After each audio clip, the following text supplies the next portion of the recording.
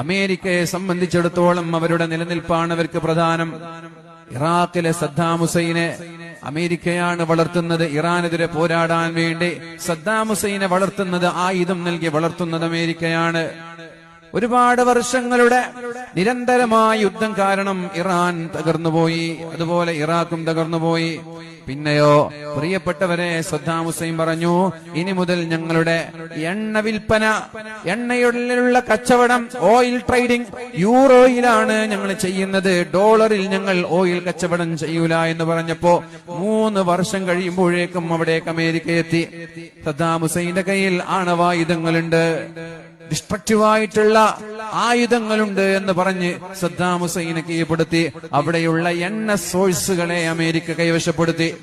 ഇതേപോലെ ലിബിയയിലെ Muammar Ali Gaddafi, ഏറ്റവും മനോഹരമായ രാജ്യമായിരുന്നു ഈ ലോകത്ത് ലിബിയ എന്ന് പറയുന്നത്. അവിടെ ദാരിദ്ര്യമുണ്ടായിരുന്നില്ല, അവിടെ എഡ്യൂക്കേഷൻ ഫ്രീ ആയിരുന്നു, വിദ്യാഭ്യാസം ഫ്രീ ആണ്, ഹെൽത്ത് ഫ്രീ ആണ്, ഹോസ്പിറ്റൽ ഫ്രീ ആണ്, ഒരാൾക്ക് പോലും സാമ്പത്തിക പ്രയാസമില്ലാതെ വളരെ മനോഹരമായ നാടായിരുന്നു അത്. ഒരിക്കൽ മുഅമ്മർ അലി ഗദ്ദാഫി പറഞ്ഞു, ഞങ്ങൾ ഇനി മുതൽ ഓയിൽ കച്ചവടം ചെയ്യുന്നത് ദീനാറിലൂടെയാണ് എന്ന്.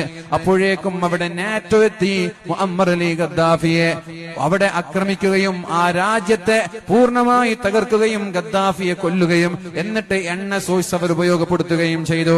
ഇപ്പൊ വെനസ്വേലയിലേക്കും വെറുതെ എല്ലാ ആക്രമം അഴിച്ചുവിടുന്നത് പ്രിയപ്പെട്ടവരെ, ലോകത്തെ ഏറ്റവും ഓയിൽ സോഴ്സ് ഉള്ളത് വെനസ്വേലയാണ്. അത് ഉൽപ്പാദിപ്പിക്കാൻ അവർക്ക് കഴിയുന്നില്ല, കാരണം അമേരിക്കയുടെ ഉപരോധമാണ്. അമേരിക്കയെ സംബന്ധിച്ചിടത്തോളം ഡോളറിന്റെ നിരക്ക് വർദ്ധിക്കുന്നതും ലോകത്തുള്ള മുഴുവൻ ട്രേഡിംഗും ഡോളറിലാകണം.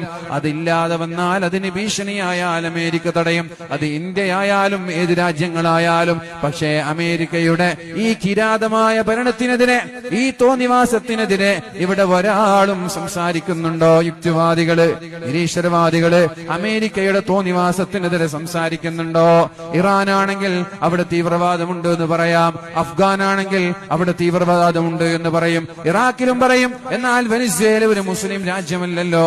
അവിടുത്തെ പ്രസിഡന്റ് മൊഡോറയെ ഒരു സുപ്രഭാതത്തിൽ പിടിച്ചുകൊണ്ടുപോയി അവിടുത്തെ എണ്ണ സമ്പാദ്യം മുഴുവനും കൈക്കലാക്കി. ഞങ്ങളാണ് ലോക പോലീസ് എന്ന് പറഞ്ഞ് ചമഞ്ഞിരിക്കുമ്പോ പ്രിയപ്പെട്ടവരെ, വെറുതെയല്ല മുസ്ലിം രാജ്യങ്ങളിലെ രാജാക്കന്മാർ അമേരിക്കക്കെതിരെ ഒരു വാക്കുമിണ്ടാത്തത്. അമേരിക്കക്കെതിരെ ഒരു വാക്കുമിണ്ടിയാൽ ലോക പോലീസ് എന്ന് പറയുന്ന ഈ മേലാളന്മാർ പിറ്റേ ദിവസം ഞങ്ങളുടെ രാജ്യത്തിറങ്ങി, രാജ്യത്ത്